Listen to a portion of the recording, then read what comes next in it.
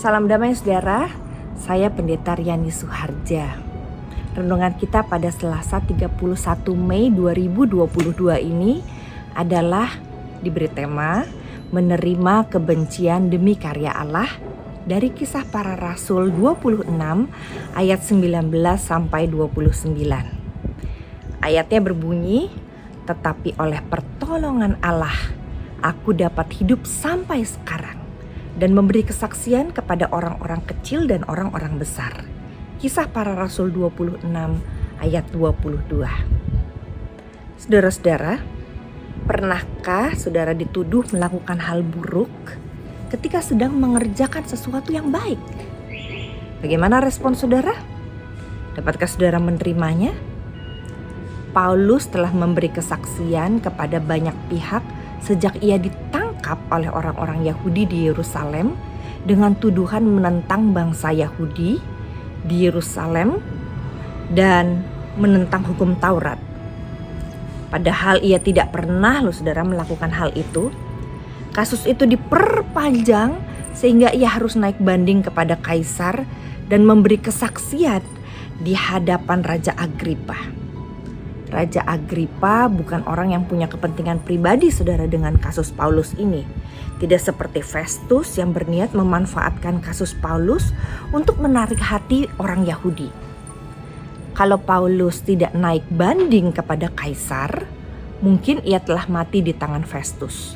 Namun Allah berkehendak lain, karena pengadilan di hadapan Agripa, Paulus diperbolehkan tinggal di Roma. Dari sana ia masih bisa memberitakan Injil. Nah, saudara-saudara, pengalaman Paulus bukanlah hal yang mudah untuk dihadapi. Meski ia tidak melakukan kejahatan, ia tetap dibenci dan difitnah. Namun kesetiaan Paulus dalam memberitakan Injil membuat Allah juga tidak berhenti bekerja melalui dirinya. Melalui persidangan-persidangan, kesaksiannya didengarkan oleh para penguasa. Dan ia mendapatkan tempat perlindungan di Roma.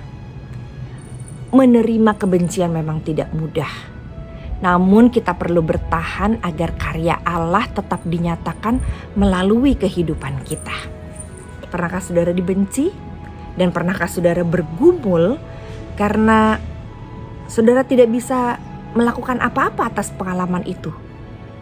Tapi Allah akan membela kita. Allah yang akan mempertahankan kita dalam pekerjaan baik yang Dia sediakan buat kita. Jadi, mari terus berkarya buat Dia, melakukan banyak hal baik sekalipun dibenci. Terkadang memang kita akan menerima kebencian, tapi mari tetap setia menjadi pengikut Kristus, memberitakan Injil agar karya Allah tetap terus dinyatakan melalui kita. Mari kita berdoa. Bapa di surga, biarkan kami senantiasa melakukan yang baik, memberitakan Injil, setia pada Tuhan. Karena kami meyakini bahwa Tuhan yang akan membela kami, apapun yang terjadi. Dalam nama Tuhan Yesus, Sang Pelindung kami berdoa. Amin. Tuhan memberkati saudara.